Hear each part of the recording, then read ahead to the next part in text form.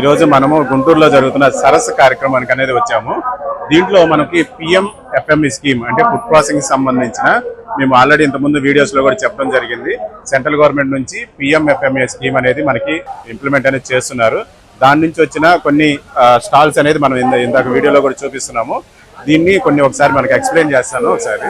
So మీరు ఇది చూసినట్టయితే మీకు ఇది డీహైడ్రేషన్ యూనిట్ అండి.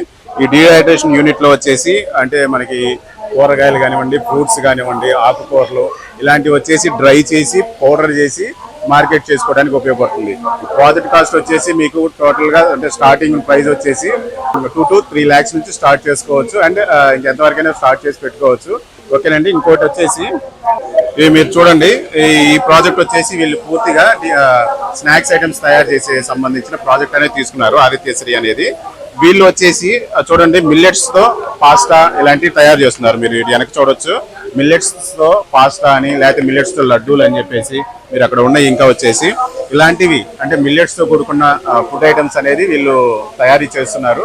దీనికి మనకి PMFMEకి అంటే PMFME ద్వారా మిషనరీస్కి ఎంతైతే అవసరం అవుతుందో దానికి సంబంధించి వీరు లోన్ అనేది అప్లై చేసుకున్నారు.